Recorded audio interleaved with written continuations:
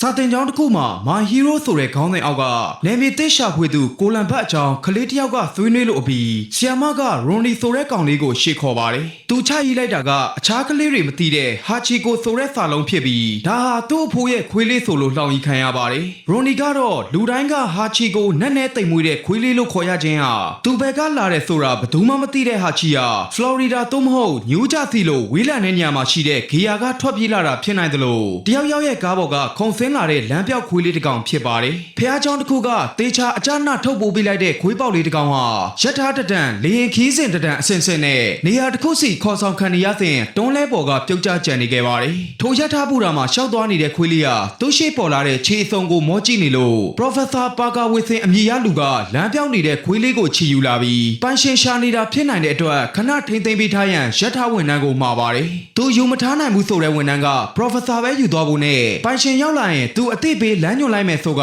သူထားခဲ့လေမနက်ခွေးကေရပိုးပြစ်မဲ့ဝန်ထမ်းစာခွေးလေးကိုချီခေါ်လာလိုက်ပြီးလောလောဆယ်သူနဲ့အတူနှွေးထွေးတဲ့အိမ်မှာနေရအောင်လို့ယူလာပါတယ်အိမ်ပြန်ရောက်လာတဲ့သူ့ကိုကြိုရန်ဇနီးဖြစ်သူကရှမ်ပိန်ပလင်းတွေပြင်ထားတာမြင်ရပြီးလောလောဆယ်ခေါ်လာတဲ့ခွေးလေးကိုအောက်ထက်ကနှွေးထွေးတဲ့အခန်းမှာတေချာနေရာချပေးပြီးနောက်ဇနီးဖြစ်သူခိတ်ကသူမမှာအံ့ဩစရာတစ်ခုပြင်ထားကြောင်းပြောရင်းအပေါ်ခေါ်သွားပါတယ်ကြံခဲ့တဲ့ခွေးလေးကထိုနေရာကပီယာနိုခလုတ်တစ်ခုကိုခြေနဲ့ဖိလိုက်တန်ကြောင့်ပြတင်းပေါက်ကိုလိုက်ရိုက်တဲ့တက်ကိုင်းတန်လို့ညာလိုက်ပါတယ်ဘူရာမှာထူးခြားတာတစ်ခုဖြစ်လာကြောင်းမိမကိုအသိပေးဖို့ကြိုးစားနေတဲ့အိတ်ခမ်းထဲကအတန်လာယာစီတက်လာတဲ့ခွေးလေးကခိတ်ရဲ့ခြေထောက်ကိုတွဲရက်လို့အကြီးကျယ်ထအော်ပါတော့တယ်အိမ်မှာခွေးမမွေးရဘူးလို့သဘောတူထားတာမင်းနေပြီလားဆိုတဲ့ခိတ်ကိုလမ်းပြောင်းနေလို့ခွေးကရမရောက်ခင်ခေါ်လာပေးတာဖြစ်ပြီးသူမနှက်ဖြန့်စုံစမ်းပြီးပြန်အပ်လိုက်ပါမယ်လို့ချော့မော့ဂတိပေးပါတယ်အဲ့ဒီနောက် Channel က store မှာခွေးလေးအတွက်သေချာပြင်ဆင်နေရချကဘေးဖွင့်ပေးထားတာပိုကောင်းတဲ့ဆိုပြီးထွက်သွားတဲ့ပီတာကိုလိုက်ချောင်းကြည့်နေပါတယ်နောက်တစ်ရက်ကျသမီးဖြစ်သူအန်ဒီကခွေးလေးကိုသူမချစ်လို့နာမည်မေးတဲ့အခါ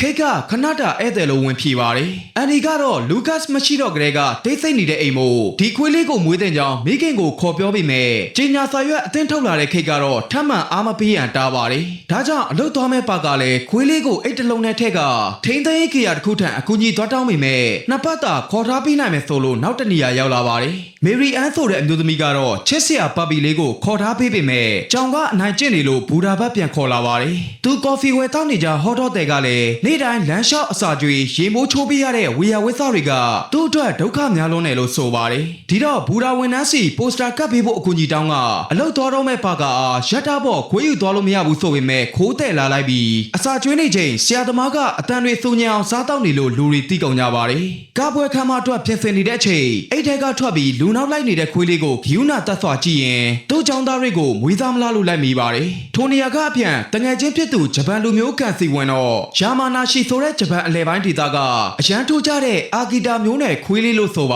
တယ်လဲဘက်မှာရေးထားတဲ့အမှတ်အသားအရဟာချီဆိုရာဂျပန်လိုကန်ကောင်းချင်းနံပါတ်8ဆိုလို့ဒီနာမည်လေးကိုသဘောကျတဲ့ပီတာတသားထဲမှာ8កောင်မြောက်ဖြစ်နိုင်ပြီးအတိတ်ဘက်ကကောင်းငင်ဘုံအထိတက်လန့်ပြီးမှမြေပြင်ပေါ်ဆင်းလာတဲ့ကောင်လို့ရှင်းပြပါတယ်အခွင့်ရတော့ဒါဆိုမင်းယူပါလားမီတော့ဟာချီကမင်းကိုရွေးချယ်ခဲ့တာဖြစ်လို့သူနဲ့မဆိုင်ပဲရှိုးခန်းတွေကအာဂီတာတွေကိုတိုက်ပွဲနဲ့အမဲလိုက်ဖို့မွေးပြုခဲ့တဲ့ဆိုတဲ့ကန်ရဲ့စကားကိုပြန်ပြောပြပြီးမယ်ခိတ်ကတော့ဒီတော်ဝင်ခွေးလေးအတွက်အိမ်သစ်ရှာဖို့အကြံဉာဏ်ရသေးလားသာမိပါတယ်သူပိုစတာ10ခုတောင်ကပ်ပြီးပြီမို့မကြခင်ဟာချီကိုလာခေါ်လိုက်မယ်ဆိုတဲ့ပါကာကိုဘသူကဟာချီလဲမင်းနေလို့သူ့လေဘက်ပေါ်ကသင်္ကေတအရလို့ရှင်းပြပေမဲ့ရှင်မွေးချနေတာမဟုတ်လားလို့လင်မယားနှစ်ယောက်အခြေတင်ဖြစ်နေတော့ဟာချီကလာပေါင်းများစွာအပင်မခံလုပ်ထားတဲ့ခိတ်ရဲ့ပစ္စည်းတွေကိုဖျက်ဆီးလိုက်ပါတယ်ဒါကြောင့်ဟာချီကိုခြံထဲကစတိုထဲခေါ်ဆင်းသွားပြီးထိုညမှာလေပြင်းတွေကြောင့်ထိတ်လန့်နေတဲ့ဟာချီကိုပါကာကအိမ်ထဲခေါ်လာပါတယ်ပြီးတော့နှစ်ပေါင်း4000လောက်တည်ရှိလာတဲ့အာဂီတာမျိုးရိုးဟာလူနဲ့တရိတ်ဆန်ကြားကပရမသုံးရင်းနှီးတဲ့မျိုးစိတ်လို့ Google ကရှာကြည့်ရင်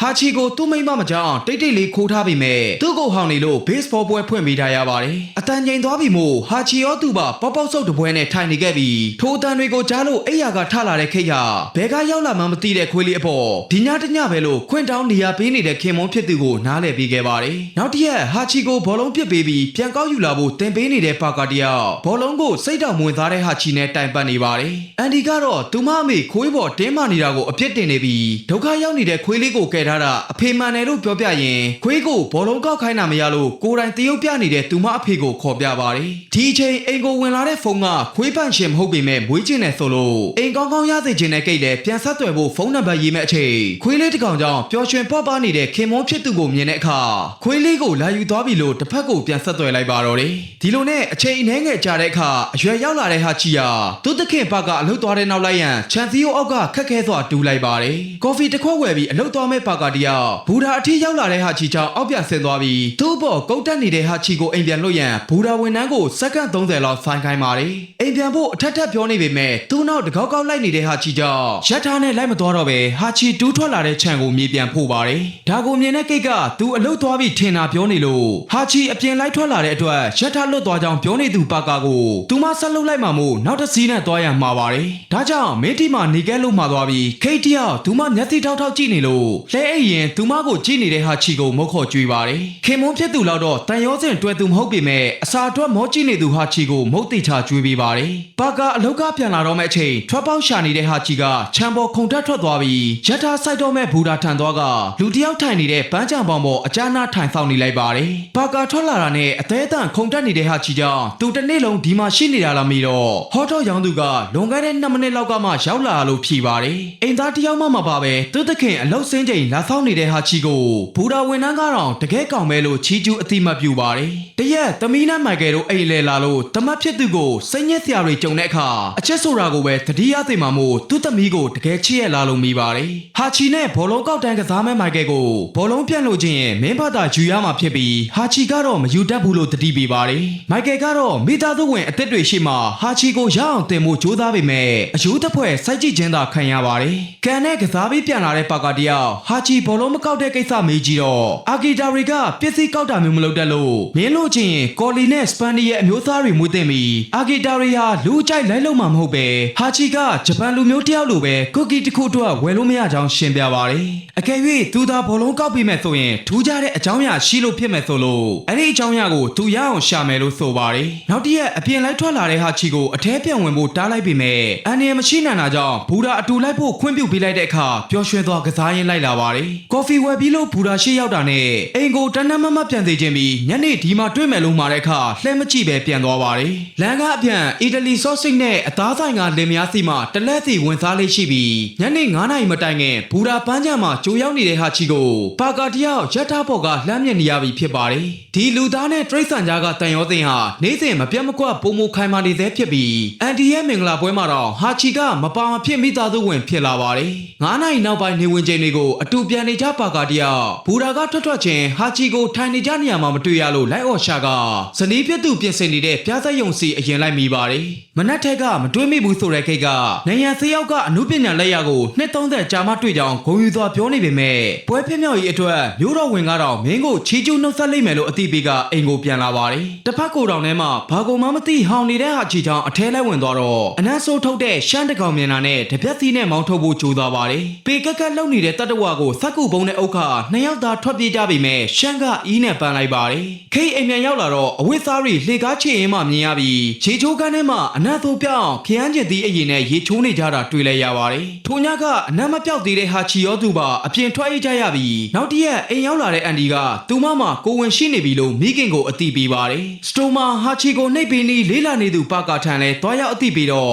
့အဖိုးဖြစ်တော့မဲ့ပါကာတယောက်သူ့သမီးနဲ့ထွက်သွားပုံကိုဟာချီကလိုက်ကြည့်နေပါတယ်ခေရသူမနဲ့25နှစ်လုံးအတူရှိပေးခဲ့တဲ့ပါကာကြောင့်ပြောပြနေလို့ပထမဆုံးဒိတ်တဲ့နေ့ကဂါးစီရောက်မှပြန်လဲတွေ့မှုကြောင့်သူ့ဖေစီကတီးလာတဲ့အန်ဒီကိုအဲချိန်ကသူမပြတင်းပေါက်ကကြည့်နေလို့တီးတယ်လို့ဆိုပါတယ်နေ့စဉ်လာကြုံနေတဲ့ဟာချီကိုရင်းနေသူတွေကဘလို့များလေ့ကျင့်ပေးထားတယ်လို့ချီးကျူးနေပြီးထိုညကဂိတ်အိမ်မြန်လာချိန်အဝတ်တွေဟိုတစားတီတစားမြင်ရလို့ဘာရီပေးလာပြန်ပြီလဲတက်ကြည့်ပေမဲ့ခင်မွန်းဖြစ်သူကရှမ်ပိန်နဲ့ကြိုဆိုနေတာဖြစ်ပြီးတယောက်ပေါ်တယောက်ပြေးစုံအောင်ပေးထားတဲ့ချစ်ချင်းမြတ်တာတွေကိုမျှဝေကြရင်လင်မယားနှစ်ယောက်စားနောက်ရီမောနေတဲ့အတန်တွေကိုဟာချီကတော့သူမြင်ရတဲ့အပေါက်လေးကနေစောင့်ကြည့်နေခဲ့ပါတယ်နောက်တရက်အလုတ်တော်မဲ့ပါကာတယောက်ဟာချီကိုအတူလိုက်ရန်ခေါ်ပေမဲ့သူ့ကိုဟောင်းနေတဲ့ထူးဆန်းအပြုတ်မှုတွေခန္ဓာကိုယ်တစ်ပတ်လက်ပြတဲ့တင်ဂီတာတွေကိုနားမလဲတဲ့ပါကာကလိုက်လာရန်ခေါ်ပါတယ်ဒါကိုနေရာကမချွေးတဲ့ဟာချီကြောင့်ကိတ်ကလည်းသူဘာဖြစ်နေရလဲနားမလဲပဲပါကာကသူအလုံးနောက်ကြတော့မှမို့ခိတ်ကိုနှုတ်ဆက်ကဟာချီကိုလိုက်မလာမေးရင်ထွက်သွားပါတယ်အဲ့ဒီနောက်စတိုရဲကဘောလုံးကိုရှာယူက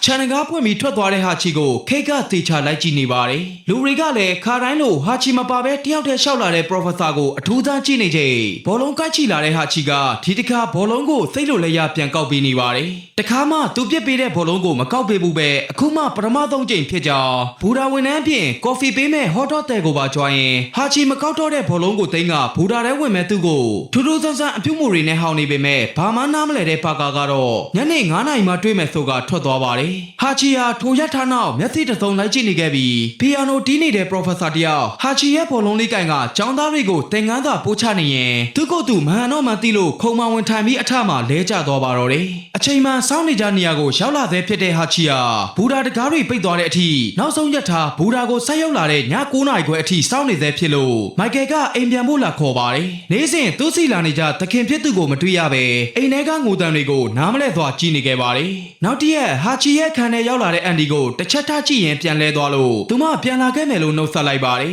အိမ်ကထွက်လာတဲ့ခိတ်တို့သားမီးနဲ့အသိကျွမ်းနေရပါကာရဲ့သာပနာကိုတိတ်ဆိတ်စွာကျင်းပနေချိန်ဟာချီကတော့စောင့်နေကြနေရနဲ့အချိန်အတိအကျမှသူ့သခင်ရဲ့အိမ်မပြန်လန်းကိုလူတွေအားလုံးရှင်းသွားတဲ့အထိရထားခီးစဉ်တွေတနေ့တာအဆုံးသတ်သွားတဲ့အထိမလုံးမရက်စောင့်နေသေးဖြစ်ပါတယ်ဒါကိုလစ်လျူမရှုနိုင်တော့တဲ့ရထားဝန်ထမ်းကားဟာသူပြန်လာတော့မှမို့လို့ထပ်ဆောက်မှုမလိုတော့ကြောင်းအသိပေးလိုက်ပေမဲ့မင်းလုံးကိုမင်းလုံးနေရပဲဆိုကလွတ်ထားပြီးခဲ့ပါတယ်ခိတ်တယောက်အထုပ်ပိုးရီသိန်းကအန်တီတို့လင်မယားခေါ်ရနောက်သူမကိုတစ်ချက်လက်ကြည့်ရင်ပါသွားတဲ့ဟာချီကိုမျက်နှာလွှဲလိုက်ပါတယ်ကားဆနိုးတန်ကြားတဲ့အထိအိမ်ထဲဝင်နေလိုက်ချိန်ဟာချီဟာသူနေခဲ့တဲ့အိမ်ကြီးကိုကြည့်ရင်နေရာတစ်ကိုရောက်သွားပါတယ်မရွှေမပြားတဲ့ဟာချီဟာမိုက်ကယ်အပြင်ကပြန်ရောက်တာနဲ့ပွင့်နေတဲ့တကားကနေအားကုန်ပြေးထွက်သွားပါတော့တယ်နောက်ကမိုက်ကယ်ရဲ့ခေါ်တံတွေအစားရထားလမ်းတစ်လျှောက်ရှောက်လာခဲ့ပြီးညနေဆောင်လာတော့ရထားတွဲအောင်တစ်ခုအောက်မှာဝင်အိတ်နေလိုက်ပါတယ်နောက်တရက်အနာကဖြတ်သွားတဲ့ရထားတန်ကြတော့မှထိုနေရာကထွက်လာပြီး Professor နဲ့တူသွားဘူးတဲ့လမ်းကနေတဆင့်အိမ်အဟောင်းကိုလာပြန်ကြည့်ပါတယ်ထိုနေရာကသူ့ကိုကြိုးသူသူတွေကလည်းသူ့သခင်မှမဟုတ်တဲ့အတွက်လမ်းပေါ်ပြန်ပြေးထွက်လာခဲ့ပြီး9 နာရီမထိုးခင်ဘူရာကနေရာမှန်ကိုအချိန်မှန်ရောက်လာပါတယ်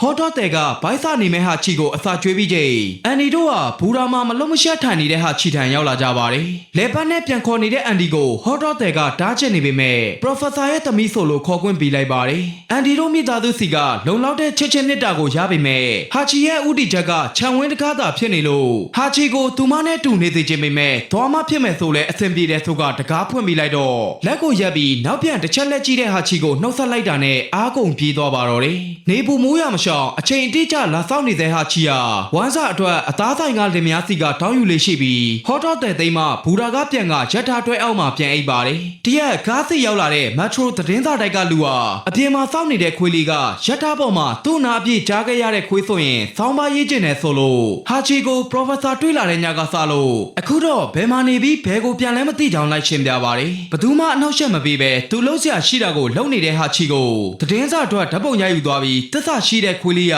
အိမ်ပြန်မလာတော့တဲ့သခင်ကိုစောင့်နေကြောင်းဆောင်းပါးကိုကန်ကဖတ်မိလိုက်ပါတယ်ခလေးချိုးကလည်းနေလက်သာမုတ်ဖိုးတွေဟာချီအတွက်ပို့ပေးလာလို့ဒီအတိုင်းဆိုမင်းအတွက်ဘန်ကောက်ဖွင့်ပြီးမှရတော့မယ်လို့ခါကပြောပြပါတယ်နောက်တစ်ရက်ဘူရာကိုလိုက်လာတဲ့ကန်ဟာချီကိုလာနှုတ်ဆက်နေပြီးအစားအစာဒိုင်ခံကျွေးနေသူဟောတော့တဲ့ကို Professor နဲ့တငယ်ချင်းမလို့မိတ်ဆက်ပါတယ်ဟာချီအတွက်ငွေချို့ပေးခြင်းနဲ့ပြောတော့ခရီးသည်တွေဈေးသည်တွေစီကငွေနဲ့ပဲဈေးဝါးသေးရောသူတို့ထောက်ပံ့ပေးထားတယ်လို့ဆိုပါတယ်တနေ့ကြာသွားတဲ့အထိအောင်တကောင်ရန်နိုးလာရင်ပါကာအတွက်တွေးပေးတဲ့မင်းဟာတငယ်ချင်းကောင်းမဲ့မှုမင်းခံစားရတာကိုနားလည်ပြီးမဲ့ပါကာကအင်ကိုဘယ်တော့မှပြန်လာတော့မှမဟုတ်တော့လေစောင့်ကျင်နေဆိုရင်စောင့်တင်ပါတယ်လို့ဂီယူနာတတ်စွာပြောပြရင်အသက်ရှိပါသေးလို့လည်းဆုတောင်းပေးခဲ့ပါတယ်ခရီးသည်တွေဈေးသည်တွေရဲ့နှုတ်ဆက်စကားတွေအစားသူကြားချင်းမြင်ကျင်တဲ့သခင်ရဲ့ပုံရိပ်နဲ့အတန်ကိုတနေရာထဲမှာရာသီအလီလီထိုင်ဆောင်နေသေးဖြစ်ပါတယ်တရက်မြို့ဟောင်းလေးကိုပြန်လာတဲ့ကိတ်ရာဈေးသည်တွေဝန်ထမ်းတွေကနှုတ်ဆက်အယိုသိပေးကြပြီးဘူရာကနေသူမစ조사ပြင်ဆင်ခဲ့တဲ့ပြားသက်ယုံနဲ့အိမ်အဟောင်းလေးကိုအလွမ်းပြေကြီးကခင်မုန်းဖြစ်သူပါကာရဲ့အုပ်ကူထန်သွားပါတယ်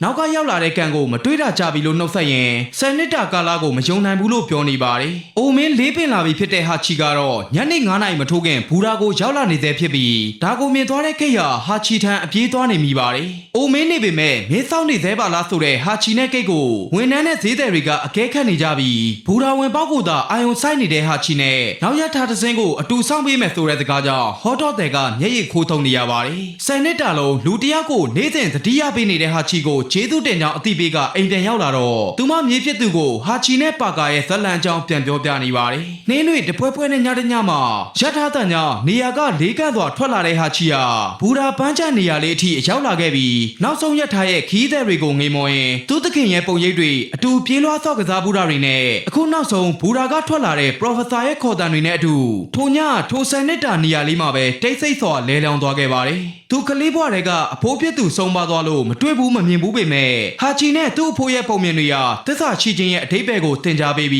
းကိုချေရသူတွေကိုဘယ်တော့မှမမေ့သင့်ဘူးဆိုတာကိုသိလာစေတဲ့ဟာချီကသူ့ဘွားရဲ့ထာဝရ ရသူရဲကောင်းမဲ့ဆိုတဲ့ဏီကုံကိုလှောင်ရီဖို့တဲ့ကလေးတွေတောင်မျက်ရည်ကြောင်မတက်လက်ခုပ်ဝိုင်းတီးပေးကြပါတယ်။ကျောင်းကပြန်လာတဲ့ရိုနီစီမှာအာဂီတာအပေါက်လေးတစ်ကောင်ရှိနေပြီးသူ့နာမည်ကိုလည်းဟာချီလို့ပဲအမည်ပေးထားပါတယ်။တကယ်ဟာချီကိုဟာဂျပန်နိုင်ငံအိုတာတေးမြို့မှာ1923ခုနှစ်ကမွေးဖွားခဲ့ပြီးသူသခင်ပရိုဖက်ဆာဦးနိုဝဲတည်ဆုံသွားတဲ့